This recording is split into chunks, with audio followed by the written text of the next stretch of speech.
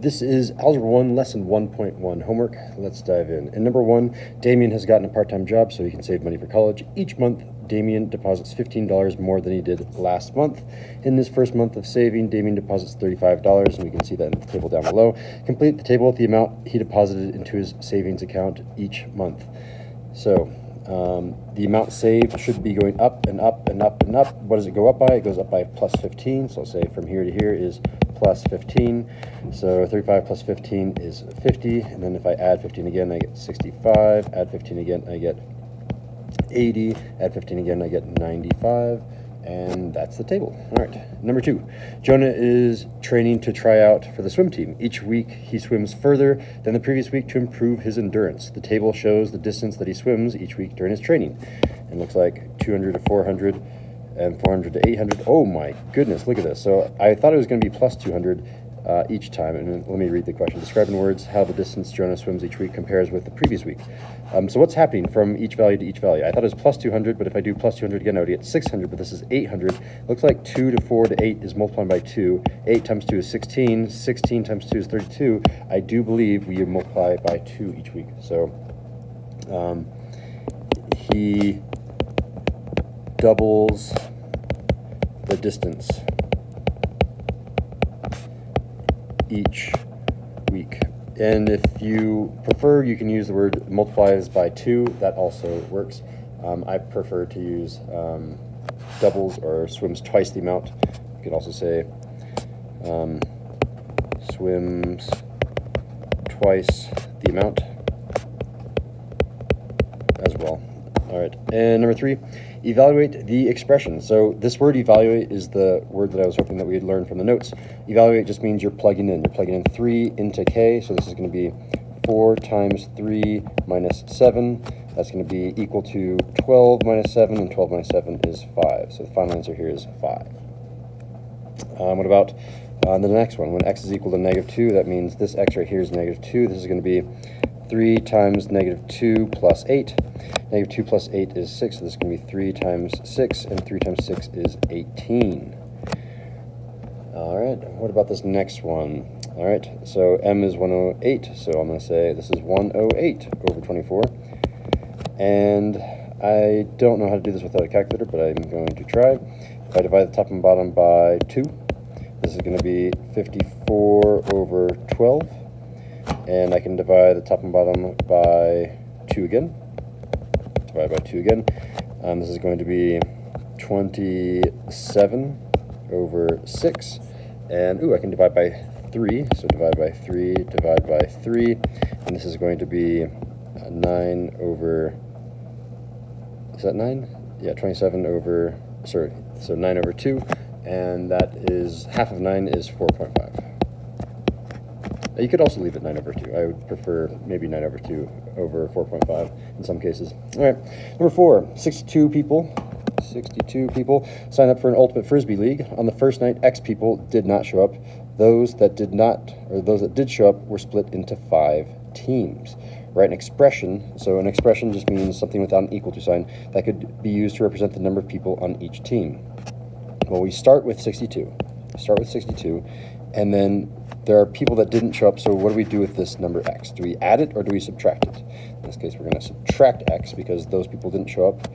And then among that, we split them into 5 teams, so we're going to divide that entire quantity by 5. And part B, does your expression in part A work for all values of x? And I would say no. I would say there's a bunch of different issues. X, so here's why. X has to be a whole number because I can't plug in like 1.5 because I didn't cut a person in half. What else are the restrictions to X? X has to be 62 or less, because if we somehow have this number at like 63, I can't have a negative person show up. And I would also want to say that if this value 62 minus x is not divisible,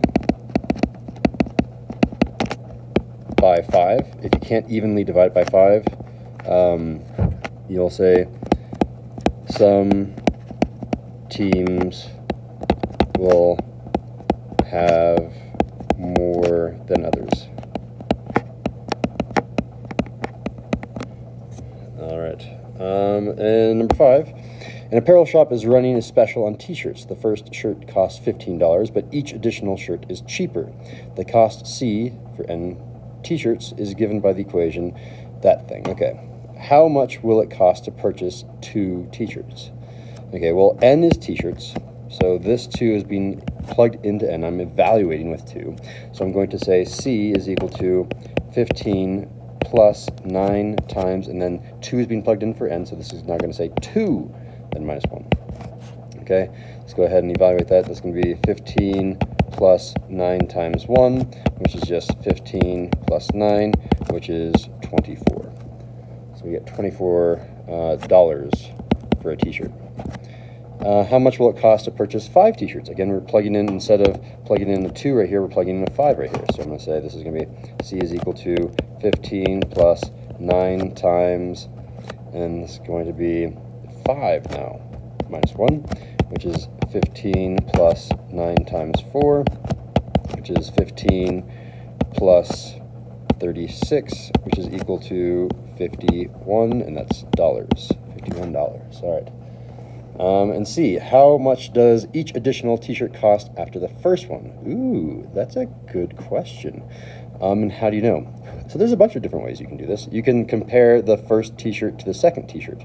So for example, I can compare, if I plug in 1 and then plug in a 2, I can see the difference in between them, and that requires me to plug in 1 again, which I could do really quickly. I could do that in my head, right? So if I do 1 minus 1 is 0, which means 0 times 9 goes away, and this number is 15. So when I buy 1 t-shirt, it's 15. When I buy 2 t-shirts, it's 24. How much do we change to get from 15 to 24? Well, we went up by 9. Okay.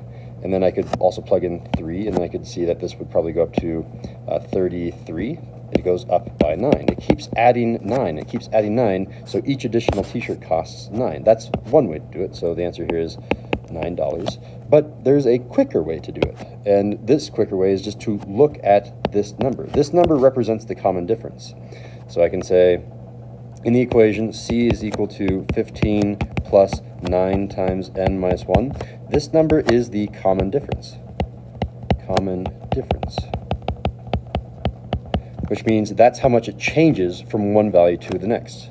So the change between values, which means each additional t-shirt will cost that much more in the equation, and that's another way to get to 9. All right, let's go ahead and do number 6. The number of steps needed to get from one floor to the next in a hotel staircase is 14. Okay, the ground level is floor 0. Okay, good to know.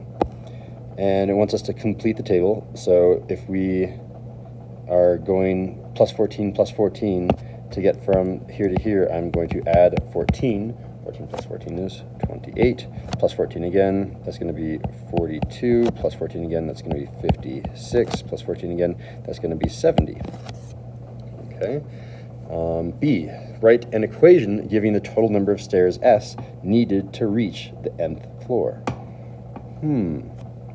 So we need an equation that gives the number of stairs S. So it's going to be S is equal to a bunch of equation stuff happening right here. Well, I know I need to repeatedly multiply by 4, or add 14, add 14, and add 14. I'm going to use... Oh, I could just multiply. I'm looking at this pattern like, okay, 1 times 14 is 14. 2 times 14 is 28. 3 times 14 is 42. Essentially, I just take the number of floors and I multiply by 14. So I'm going to take n, multiply by 14. I should get the answer. Let's say 14 times n, or just 14n. Let's see if this works. I just want to plug it in. If I plug in 5 times 14, 5 times 4 is 20, carry the 2, 5 times 1 is 5, plus a 2 is 70. Yeah, okay, so this works. Let's move on to next question, number 7. And 7, how many questions? There are 10 on this one, right? Yeah, okay. So number 7, Mina is attempting to evaluate the expression p is equal to 3. Her work is shown. There's her expression. Oh, it's a lot of stuff right there. There's her work. Okay, so she's plugging in 3, so 3 should go into this p and to this p, and this p and this p have a 3. And she's rewritten everything else. Okay, so 3 plus 7 is 10, looks good, and nothing else has changed. She says 8 times 10 is 80, looks good. And then she looks like 2 times 3 went to 6. Again, you do multiplication before everything else. And then she's going to turn 4 plus 6 into 10. And then she does 80 minus 70. Is there an error in her work? I mean, it seems like it's okay, and here's the problem. She did 4 plus 6 to get 10. 4 plus 6 is 10, but the problem is you have to look at the sign in front of each number. The sign in front of the 80 was technically a plus. The sign in front of the 4 was a negative. The sign in front of the 6 was a positive, which means you're supposed to do a negative 4 and a positive 6. So I'm going to say yes.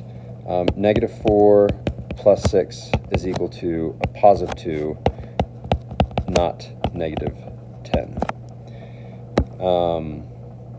So the answer should have been 82 here, and you can try this on your own. If I do 80 minus 4, I get 76. 76 plus 6 is 82. We should have gotten 82 here. So if I'm explaining the error even more thoroughly, I'll say Mina forgot to use the sign in front of the 4. You always have to take the sign in front of the 4. That's the sign in front of each number. Mr. Wilson and his wife are having a dinner party. He shakes the hand of each guest as they walk into the door. Sounds like someone I know. Well, shaking hands when people enter. If there are a total of 8 people at the dinner party, how many hands does Mr. Wilson shake? Well, does he shake the left hand and the right hand? Is there some sort of trick? I'm thinking that it's just like pretty straightforward. Like if there's 6. Oh, wait a sec. But Mr. Wilson and his wife are there. There's 8 people at the dinner party, which means he's not shaking his own hand. He's not shaking his wife's hand. He only shakes the hand of the guests. So there's a total of 6 guests and him and his wife to get 8 people. So he shakes 6 hands. I see the trick now. So 6 hands. And this comes from 8 people minus 2 hosts to get 6 hands of the guests. There's 6 hands of the guests. All right. And B, if Mr. Wilson shakes 18 hands, how many people are at the dinner party in total? Okay, so he shook 18 hands, but he has to include his wife and himself as well. So now we have to add 2 to this, and we'll say 18 hands, and those are all guests, plus the 2 hosts, him and his wife, is equal to 20 people. I can spell here, people. Okay. If there are a total of p people at the dinner party, write an expression for the number of hands. Okay, so I need to get hands by itself. How do I get hands? Okay, so if I start with people, and this is kind of like part A, right? I have people, and I want to get to the number of hands. This is the answer, hands. I'm kind of doing this equation right here, down here. So instead of doing 8 people, now I'm going to do p people. So I'm replacing this equation down here, the 8 with p, and I'm going to get p minus 2. Okay? And then I'm going to do, I need an expression for the number of hands that he does not shake. Ooh. All right, so let's do the hands that he does shake. So here are the hands that he does shake.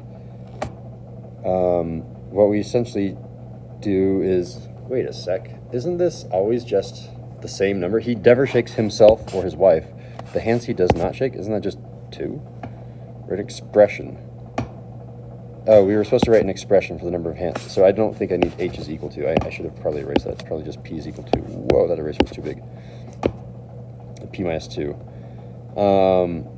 There's a difference between an expression and an equation. An expression has no equal to sign, and I had an equal to sign, so I'm going to get rid of that.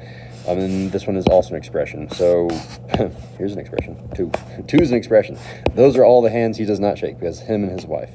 So I'll say him and his wife, right, to explain my work. And then we're on to number 9. The school cafeteria serves portions of fried rice that are 140 grams each. Okay. If 64 portions of rice are served, how many grams of rice would that be? Okay. Well, if each portion is 140 grams, and we're doing 64 of 140 grams, you need to multiply 64 times 140, right? So this is going to be 64 times 140, and I want to use a calculator for this one. I'll use this calculator, throw it over here on the left. Because I'm right-handed, I'm just going to say 64 times 140, and I get, holy moly, 8,960 grams. Write an expression for the total weight in grams of rice needed for P portions. Okay, so there used to be 64 portions to get this, but now we're going to switch the 64 for P portions. So this 64 is changing to a P, and it's going to be P times 140, which is really just 140p. So I'm going to change this to 140p. All right. One day, the total weight of rice served was 11,340 grams. How many portions were there served that day? Okay, we need to go backwards now. If we have grams, we need to divide by the 140 grams per portion. So I'm going to say 11,340 divided by 140. So let's go ahead and type it into our calculator. 11340 divided by 140, and I get 81. So now we're going to switch this to an expression again. So instead of having this number up here, we're going to weigh this number right here. The total weight is T. So we're just going to replace this number with T, and we get T over 140. Pro tip to those that are watching, write your T's with something that makes them not look like a plus symbol. Distinguish between your T's and your pluses. The way I do that is with a little curve at the bottom of my T's.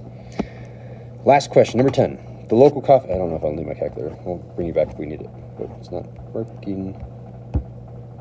There we go. The local coffee shop offers a frequent visitor card. Every time a customer purchases a coffee, they get a stamp on their card. After 5 stamps, the next coffee is free. The shop charges $2.25 per cup of coffee. So that means to get from here to here, we add, and I'll do this in pen, to get from here to here, we add $2.25, and you keep doing that over and over. Complete the table. So we just need to keep adding the same amount, right? So plus 225 is going to be $6.75. Then you get to $9, and then plus 225 is $11.25, and then this value right here that I'm running out of room is another 13. Oh wait. What? Oh! I was like $13.50, but that's that value right here, and I didn't read. After 5 stamps, the next coffee is free. So here's the 5th stamp, which means this coffee is free, and we are still at $11.25 because this one was free. Our price hasn't gone up at all. So here, we need to say that 6 coffee is free because we have to do after 5. What's the number after 5? 6. That coffee is free, so I'm still at $11.25. Describe any patterns that you see. I'll say increase by 225, except for 6. So we'll say every 6th cup total spent doesn't change. What is the total spent for 20 cups of coffee? Well, I want to get rid of all the free cups. So if you're spending cups of coffee, so I'm going to do this very quickly. 1, 2, 3, 4, 5, 6, 7, 8, 9, 10, 11, 12, 13, 14, 15, 16, 17, 18, 19, 20. What are all the free cups? So this one was free, and then I'm going to do another 6. 1, 2, 3, 4, 5. Okay, that's the next 6 cups. So this one is going to be free, and you can see these are all multiples of 6. If I multiply by 6 again, I'm going to get 18, which means this 18th cup is free. So there were a total of 20 cups that were bought, but we're going to subtract the 3 that were free, and that means there are a total of 17 paid for. So if there's 17 cups that are paid for, we're going to multiply 17 by the price per cup, which is $2.25. And I'm just going to let my calculator do that. So I'm going to say here 17, oh, no, get rid of that next line, 17 times $2.25, 38.25. So this is equal to $38.25. All right, and I believe that's, yep, that is it. So that concludes our homework for Algebra 1. That was for homework 1.1. Thank you for watching.